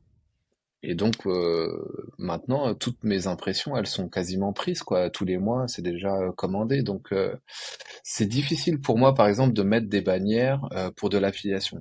Ensuite faire des liens internet à droite à gauche. Bah là, en fait, je pense que c'est parce que j'ai plus trop le temps, c'est pas ma Mhm. priorité, et que c'est peut-être un peu bête parce qu'il y a encore des revenus à aller chercher de ce côté-là. Mais ouais, en fait, c'est un autre métier. J'ai l'impression vraiment, j'ai pas envie de passer mon temps à me former, à connaître les plateformes d'affiliation. J'en connais quelques-unes, mais ça prend du temps, j'ai l'impression, et le retour, en tout cas chez moi, il valait pas la peine. Mhm. Et pourtant, bon, j'ai une base de données de 40 000 membres. Comme je te disais, j'ai 15 000 visites par mois, entre 15 000 et 20 000 visites par mois. C'est quand même assez intéressant. Il y a du trafic. Mais je préfère le monétiser avec, ouais, avec des abonnements, avec tous les produits qui sont listés Mhm. dessus, et ça me paraît enfin, plus simple, transparent et plus honnête, quoi. Mais pas pour autant que l'affiliation ce soit malhonnête, mais juste j'y arrive pas en fait. Mhm. Ça me paraît compliqué, donc ouais. Mais je pense qu'il y a pas mal de. Je souhaitais aborder ce sujet parce que je pense qu'il y a pas mal d'éditeurs et de publishers qui sont un peu dans le même, dans le même cas, dans la même configuration. Ils ont essayé l'affiliation avec des bannières, ça a rien rapporté, très peu. C'est un peu chiant à gérer. Pour être tout à fait honnête, comme tu l'as dit, faut se loguer à toutes les plateformes, faut trouver les programmes, etc. Maintenant, il existe quand même de plus en plus de solutions comme Affilies. C'est absolument pas une pub, mais tous les Ah, publishers qui l'utilisent, ils sont très contents du service et ça permet effectivement de tout centraliser sous ok. un Underdare et puis tu as un login et tu peux aller chercher tous Bon, les ok. liens qu'il te Je faut, vais aller etc. voir. Ouais, Ouais, Affilies, c'est très cool, donc ça pourrait être une étape. Et effectivement, l'affiliation via bannière publicitaire, généralement, à moins que ton site soit quand même très ciblé, très thématique, etc. Tout ton contenu soit autour, par exemple, des attractions touristiques à Londres, là, pourquoi pas. Mais effectivement, ce que je recommande et ce que tous les publishers font maintenant, c'est du lien, des boutons. Par exemple, ouais, le top 10 des attractions à Londres. Et puis, à chaque fois, tu as un CTA, donc un call to ouais. action qui dit booker votre... Je les ai, je les ai les articles. Le pire, c'est que tout ça c'est fait en fait, et là, je renvoie juste vers le site officiel de London Eye, de Madame Tussaud, de Tower Bridge et compagnie, quoi. Bon, il te faudrait quelqu'un alors peut-être pour gérer la partie affiliation parce que si t'aimes pas le faire, Ouais, tu vas pas le faire et c'est clair que t'as d'autres priorités, t'as d'autres business models et c'est tout à ton honneur. Mais je pense qu'il y a pas mal de petits publishers qui mériteraient peut-être d'avoir effectivement bah, tiens, une idée de business, Affilies. Ouais. ouais, Affilies ou même un espèce de consultant qui vient et qui regarde ton site de A à Z Ah, mais ça, et c'est qui une dit idée de business. Ah ouais. et qui dit voilà, on peut aller. Ce qu'il y a, c'est que on m'a déjà proposé de le faire sur des sites, mais ce qu'il y a, c'est que si le site est relativement, tu peux à mon avis très facilement choper des clients, mais derrière, tu vois, tu vas partager. Imagine, tu fais un rev share, tu fais un partage de revenus. Ok, tu vas faire un peu d'argent avec l'affiliation sur ton site, mais ça va pas être, tu vois, des mille et des cents non plus. Donc, à la fin du mois, est-ce que économiquement, toi, tu vas t'y retrouver? Moi, je vais m'y retrouver, je sais pas trop, tu vois. Si tu veux faire ça Ouais. sur et vraiment faire un business intéressant, faut peut-être aller taper des gros médias. Et les gros médias, ils ont déjà leur équipe Ils ont affiliation, leurs etc. équipes. Ouais. Il y a peut-être des choses ouais, il y a peut-être des choses à faire, mais je pense que c'est plus pertinent à la limite de, tu vois, moi je te donne quelques recommandations, bah ok, mais affilise là, peut-être mets un CTA ici, etc. Et puis derrière, ça serait pas très honnête pour moi de prendre de l'argent parce que tu peux très facilement le faire toi-même, tu vois. Mais Ouais, effectivement, mais pourquoi pas, si des médias ont pas le temps, je sais pas, j'ai pas d'idée précise là-dessus. Toi, ça t'intéresserait en tout cas. ouais, moi je pense, ouais, ouais, parce que j'ai pas envie de le faire, et je pense qu'il y a une expertise, c'est-à-dire qu'il faut passer un peu de temps à regarder les pages qui sortent, les Mm, mots-clés, éventuellement améliorer tout ça. mm. Et si tu travailles et que tu le fais, bah on fait un contrat, et puis ouais, moi je suis pas contre le fait de donner un pourcentage sur des revenus qui sont générés sur des articles ici et là. Après, la question, ouais, et c'est là le problème, c'est que combien ça peut générer, et c'est ça qui peut euh, en dissuader certains, en fait. Mm. En fait, il y a quand même une inconnue. À moins qu'il y ait des formules mathématiques qui disent, pour tant d'audience, tu peux en affiliation plus ou moins toujours faire tant de revenus. Je sais pas si Ouais, ça existe. c'est très très compliqué. Enfin, il y a peut-être des formules à faire par industrie, etc. Mais ça va dépendre de ton audience, ça va dépendre de ta niche. La finance rémunère beaucoup plus que, Ouais. tu vois, la mode ou des choses comme ça. Donc, je pense qu'il y Mm. a, oui, il y a peut-être des calculs à faire très, ouais, pour tirer des grosses conclusions, mais je me baserai pas dessus pour faire un business plan, tu vois. Euh, Mm. mais là où c'est intéressant aussi, c'est que jusqu'à maintenant, on a évoqué ce business en se disant, bon, bah, ok, ça va rester à tel niveau de trafic, mais si tu vois qu'il y a du potentiel, imagine, tu fais 200 balles d'affiliation le premier mois, le deuxième, t'en fais 300, etc. Tu vois que ça marche bien, quel type de contenu fonctionne, tu peux potentiellement à terme développer un business une nouvelle business unit sur Français à Londres dédiée à la performance, tu vois. Ça se peut aussi. Et là, ça devient Mm. intéressant pour chacun des acteurs. Autant l'agence qui t'accompagne et autant toi, le média. Donc pourquoi pas une idée de business pour les gens pour l'audience qui nous écoute et en tout cas, pourquoi pas prendre contact avec toi, voir Ouais, pourquoi ouais, on ouais, se s'il y a des gens positionne. qui veulent faire ça, avec plaisir. J'ai Mm. reçu aussi d'autres médias qui voulaient faire ça. Je vais recevoir également une consultante qui fait ça pour le coup, pour des groupes médias plus développés. Donc, elle aura peut-être un point de vue un peu plus expert sur le sujet parce que nous, on bavarde juste là entre deux, entre deux sujets sur cette opportunité de business. Mais ouais, je sens il y a peut-être quelque chose à faire. Ouais. Très cool. Mm. Est-ce que tu as quelque chose à rajouter sur Ghost au global, sur tous les sujets dont on a parlé avant de passer aux questions de fin, Jérémy? Moi, je pense qu'on a tout dit sur Très bien. Ghost. Pour moi, enfin, je reste convaincu que c'est le futur, que pour faire un site internet, c'est simple et efficace, quoi. Ouais, très Mm. bien. Bah écoute, question de fin alors. Quel est l'outil ou le service que tu rêves d'avoir pour ton boulot et qui n'existe pas encore? Alors là, on va prendre le boulot côté Jérémy, éditeur de Ouais. médias. Ah, mais même pour Jérémy Agence Web, c'est-à-dire que moi, j'aimerais une plateforme qui te permette de faire la pub sur tout, partout, partout.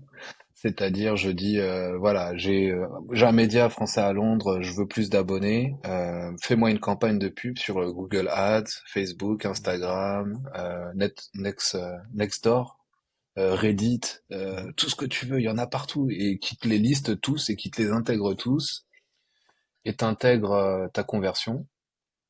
Et puis après, lui, une fois que tu lui dis, bah ça c'est un inscrit, ça c'est une vente, ça c'est machin avec les conversions, bah il va savoir ce qui fonctionne, quelle est la plateforme qui fonctionne plus ou moins le mieux. Il pourra Mhm. allouer ton budget en fonction des plateformes si possible, quoi. Enfin moi j'adorerais un truc assez simple où tu peux faire de la pub partout d'un coup et t'as pas à te prendre la tête à aller faire une campagne sur Google Ads et sur Facebook. Et il y en a combien des tableaux de publicité maintenant? Il y en a Ouais. partout. Puis c'est une Moi usine ça me à prend. gaz, quoi. Enfin, le Facebook, là, pour avoir joué avec ces derniers temps, c'est infernal, Ouais, quoi. C'est infernal. ouais, ouais. Et Reddit, pareil, j'ai regardé, ça a l'air pas Mhm. mal, mais après, t'as des campagnes dans tous les sens. Tu gères LinkedIn, pareil, t'as des campagnes. Enfin, ouais. Donc une Donc, plateforme centralisée ah ouais, ah, qui ce serait, optimise je tes pense, campagnes et qui dit bah, Facebook pour toi, pour ta conversion idéale, c'est hmm, pas génial. Par contre, X, c'est beaucoup mieux. Et donc ça ajuste automatiquement ton budget pour aller plus vers X et moins sur Facebook. ouais, un truc Ah, ça comme serait ça. canon. Et et même peut-être lié avec les médias, avec Figaro, Le Monde Hmm. ou tout, parce qu'ils ont, en plus, eux, ils ont leur régie pub. Ou je pense que ouais, ça pour, en tout cas, moi, j'aimerais bien. Je sais pas si ça Ouais. existe déjà ou pas, hein, mais. Bah, c'est le format agence, mais ce qu'il y a, c'est qu'agence, c'est les mecs et après ils vont, tu vois, dans chacune des Ouais, c'est eux plateformes qui et font à puis, la main. ouais. Ouais, ouais, Mais ouais. ouais, je sais pas si ça existe. C'est une super question et c'est une super idée. Alors, je sais pas du tout, techniquement parlant, comment ça pourrait se mettre en place. Mais putain, c'est vrai que ça serait le rêve, quoi. Le rêve. Tu plugues, tu dis, je veux ça. Ouais, Voilà je mon pense que c'est abonné, cool. voilà mon budget. Et, derrière, tout Ouais, tout je tout pense. se fait. Ouais, je pense que ça peut. Ouais, parce que toutes les campagnes YouTube et compagnie. Alors, Google Ads, c'est quand même pas mal parce que ça te fait Hmm. ta campagne YouTube, ça te fait tes campagnes display un peu partout. Ok, c'est cool. Mais il y a quand même des audiences différentes, il me semble, sur Reddit par exemple ou Nextdoor. Là, j'ai envie d'essayer. Je vais tester Hmm. Nextdoor, je pense, ou même il y a des réseaux peut-être locaux qu'on Ouais. connaît pas, quoi. Hmm, hmm. Donc Ouais, des espèces bon, de ça me plairait. plateforme. Moi, j'aimerais bien un truc comme ça. Ok, très cool. Quelles sont les tendances médias qui te stimulent le plus en ce moment? Et interdiction de parler de Ghost, parce que je sais que Ok. c'est ce qui te... Non, non, non, c'est- non. Moi, j'aime bien les médias politiques. J'aime bien. Bon, c'est des médias plutôt à gauche, on va dire, euh, mais j'ai vu Blast qui s'est lancé, je sais pas, il y a un an et demi ou deux ou trois, enfin ou peut-être plus maintenant. Peut-être le temps passe vite, mais ces médias-là qui sont complètement indépendants et qui grossissent vachement sur YouTube et sur leur site et dans leur environnement. Et c'est des petits indépendants. T'as le média aussi. Mhm. Et il y a un autre qui est parti, je sais plus comment il s'appelle. Pure People, qui est Ok. pareil, qui est sur YouTube et qui est un journaliste indépendant, qui est un média politique et qui est indépendant, et qui fait son travail et qui le fait du mieux possible et qui est payé par ses abonnés. Lui, je crois il a un Patreon pour prendre Ok. les abonnements. Mhm. Et il se développe comme ça en étant indépendant. Je trouve que c'est pas mal parce que c'est des petites équipes qui sont assez, bah, qui choisissent leur ligne éditoriale rapidement, qui font ce qu'ils veulent et qui envoient leurs journalistes. Et Blast, ils doivent être, je sais pas, 10 ou 15. Mhm. Le média, c'est pareil. Et le pur média, je crois que ça s'appelle. Enfin, c'était un Bourbon ou rien, ça s'appelait. C'est Serge. Il s'appelle Serge, son prénom. Mais bon, bref. Mhm. Et lui, pareil, c'est un journaliste qui a lancé son média tout seul. Il a une cinquantaine d'années, il est sur YouTube et il fait une revue politique de ce qui s'est passé plus ou moins à l'Assemblée toutes les semaines ou toutes les 2 semaines. Enfin, peut-être 2 fois par semaine. Et je sais qu'il vit de son média et c'est super pro, indépendant et ça marche quoi. Donc moi, ce qui me plaît, c'est en fait ces petits indépendants qui se développent et qui arrivent à vivre de leur travail quoi, Mhm. et qui sont autonomes. Donc j'aime bien cette tendance-là. À mon avis, c'est une tendance média qui fait que les gros, il y aura de moins en moins de médias qui sera très très gros. Il y aura beaucoup de petits médias un peu partout. Ok. Et quelles sont les choses justement qui t'inquiètent le plus ou qui peut-être t'interrogent sur Euh, l'industrie des médias? Bah moi j'aime pas justement concentrer l'information. J'aime pas quand ça se concentre les Facebook, Twitter, tout ça. Un mec qui est propriétaire d'un truc énorme, c'est pas, ça me plaît pas quoi. Ok. Donc j'aime pas. Mais ça c'est le capitalisme en fait. C'est le fait de concentrer tout en un point avec une personne. Et c'est pour ça que la décentralisation avec ActivityPub, le fait de redistribuer du pouvoir, de diviser tout ça, ça me paraît plus intéressant. Enfin, ouais. Quel est le média ou le groupe média qui t'inspire le plus? Ça peut être en France ou à l'international. Je copie pas trop.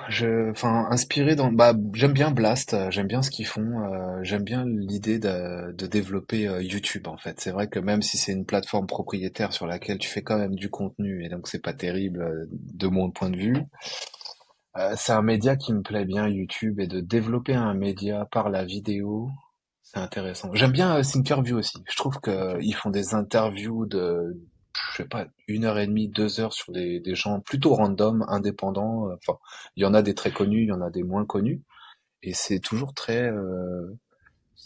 J'apprends des choses, j'ai l'impression d'apprendre des choses, et j'aime le côté vidéo, c'est intéressant, je pense. La vidéo, il y a des choses à faire encore. Mhm. Et donc, quel est le business média que tu rêverais de lancer? Est-ce que tu as un projet dans les cartons? Tu te dis, ça fait des années, j'aimerais lancer ce média et tu l'as pas encore fait. Non. euh, Moi, je trouve que les médias pour les expatriés sont intéressants aussi. Mhm. C'est une niche parce qu'en gros, il y a 2 millions d'expatriés, donc de Français à l'étranger. Et c'est intéressant de développer des médias pour ces niches-là parce que ça fonctionne quoi. Enfin, moi j'ai fait Français à Londres. Tu regardes une autre ville où il y a beaucoup de Français à l'étranger, tu fais un média, tu fais je sais pas Français à New York, ça doit exister j'imagine, mais ou Français à Bruxelles ou quoi. Et, euh, et c'est pas mal parce que du coup, ça rassemble une communauté et, euh, et c'est intéressant. Enfin, ouais, ça rassemble les gens, ça parle, je pense. Donc, j'ai essayé, j'avais fait Français à Barcelone, mais c'était compliqué en fait de développer un média quand on n'est pas sur place, en fait.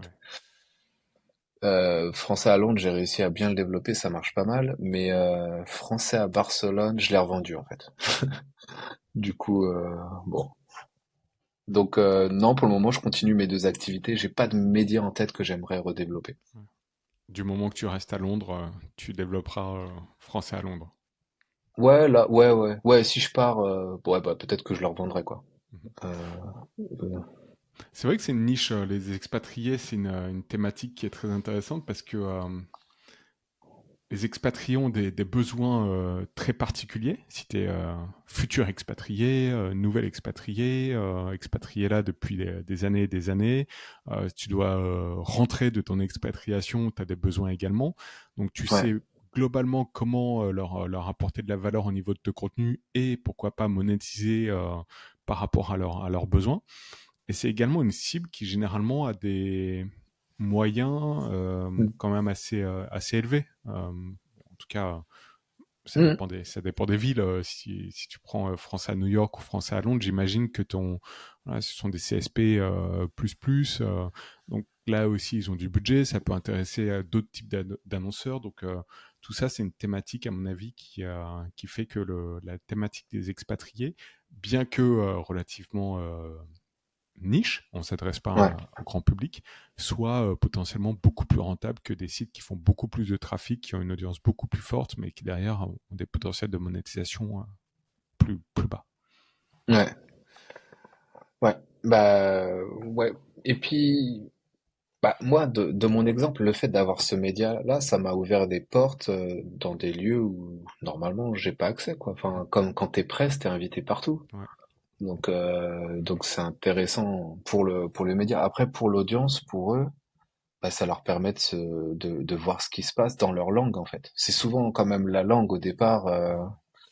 On veut garder un lien avec le pays. Donc, quand t'es à Londres, enfin moi, je lis toujours beaucoup d'informations en français, quoi. Mhm. J'aime bien l'info en français. Je garde un œil sur ce qui se passe là-bas en France, même si j'y suis pas, quoi. Mhm. Très Donc, cool. ouais. Pour finir, est-ce que tu cherches des partenaires, des contacts parmi peut-être les personnes qui nous écoutent, parmi notre audience, donc beaucoup de gens dans le monde des médias? Est-ce que tu as un message à faire passer? Euh, Moi, j'aimerais développer la vidéo. Donc, s'il y a quelqu'un qui voudrait faire de la vidéo avec moi, qui est sur Londres, ou le côté affilié aussi, Ouais. qui veut le développer, ouais, je suis assez ouvert. Mais après, il y a peut-être d'autres idées que j'ai pas et que des gens voient de leur expertise, de leur point de vue. Donc, qu'ils n'hésitent pas à venir me contacter avec plaisir. Et le meilleur moyen pour te contacter? Bah, LinkedIn, c'est bien, ou sur les sites, sur Français à Londres, ou sur Abstract 27. Ouais. Je mettrai Mm. tous les liens en description et je crois que tu avais également une offre de fin. C'est Ah oui, bientôt c'est vrai. Noël, donc Ouais. je te laisse la présenter. Ouais, merci Ronan. Bah, l'idée, c'était de proposer aux gens qui voulaient tester Ghost et pour leur montrer, je leur propose 3 mois d'hébergement gratuit s'ils s'inscrivent avant la fin de l'année. Ok. Donc, ils peuvent tester gratuitement. Je leur installe Ghost sur le nom de domaine de leur choix pendant 3 mois Mhm. grâce à Mediamoula. Ouais, ok, très bien. Bah écoute, t'as proposé cette offre juste avant l'enregistrement, j'ai trouvé ça assez cool. Mm. Et puis encore une fois, ce podcast, on n'a pas de business, comment on dit, de partenariat entre toi et moi, hormis le fait que tu t'occupes de mon site. Mais je veux dire, s'il y a des gens qui veulent signer avec toi, je touche rien. Je préfère le préciser. Mais j'ai voulu faire un épisode avec toi parce que justement, déjà, tu es très réactif à chaque fois que je t'ai contacté, même quand tu savais pas, tu es allé chercher les réponses, les solutions, etc. Et Mm. franchement, je regrette pas. Ça m'a aussi. Je pense que c'est bien aussi parfois, tu vois, tu te dis ah, non, non, allez, j'utilise cet outil, j'ai toujours utilisé. C'est bien un peu parfois d'aller chercher la nouveauté, quitte à prendre un petit peu un risque entre guillemets, parce que ça t'ouvre sur d'autres business, sur d'autres. Ça te permet aussi de réfléchir différemment. Donc non, c'est très Bah cool ouais, et bravo à toi aussi, ouais, d'avoir eu cette curiosité, parce qu'en fait, il y a des gens qui aiment rester dans ce qu'ils connaissent, quoi. Il y en a certains qui veulent pas trop tester. Et en fait, c'est là ma difficulté à moi, hmm, j'essaye d'éduquer les gens avec cette technologie. Mais moi, oui, j'en suis clairement convaincu puisque je l'utilise. Enfin, c'est comme si je vendais des tomates. Je les mange ces tomates-là. C'est des mhm, tomates que j'utilise, que je mange, que je vends en même temps. C'est pas, enfin, ouais. hmm. Donc, ouais, merci à toi d'avoir eu cette curiosité. Mais Et puis, disons je suis que content que ouais, ça te plaise aussi quand même. J'ai de la, j'avais pas un gros risque parce qu'en fait j'avais rien au ouais. début sur mediamoula.com, donc tu vois ça aurait été Hmm. un peu stupide de ma part de refuser ton service. Et non, je regrette pas parce que c'est vraiment ouais, moi ce que j'apprécie le plus, c'est la simplicité d'utilisation. Et finalement, avec WordPress, j'avais toujours ce FOMO de me dire exactement comme tu as expliqué, ah non, mais il y a certainement un meilleur plugin. Ah non, mais il y a certainement un meilleur thème et tout. Et en fait, Ouais. je passais ma vie parfois à, tu vois, aller Moi, j'ai chercher les perdu du plugins temps, et tout. Ah ouais, c'est hein. infernal. Ouais. Et là, sur Ghost, il y a des trucs clairement qui sont pas possibles, on les a évoqués. Mais au moins, tu sais à quoi t'en tenir et tu fais ton business, tu produis du contenu, etc. Tu le publies, c'est Ouais. rapide, il y a pas de bug et tout. Et c'est, Il y a pas de distraction, ça te permet de te concentrer. Et moi, j'attends de voir quand ils vont sortir ActivityPub. Enfin, ouais, quand tu vas pouvoir interconnecter tout. Enfin, je pense que, ouais, je pense que ça va mm, être puissant. non, très cool. Bah Mm. écoute Jérémy, merci beaucoup, merci pour ta disponibilité et puis ouais, j'invite tous les auditeurs à t'écouter s'ils veulent en savoir plus sur Ghost, sur Français à Londres. Et bah écoute, on fera peut-être un autre épisode une fois que le Ghost se sera encore davantage développé ou si on voit des choses intéressantes passer, n'hésite Ça marche. pas à me recontacter. Avec plaisir. Merci beaucoup Jérémy. À bientôt. Ciao. Salut, à bientôt.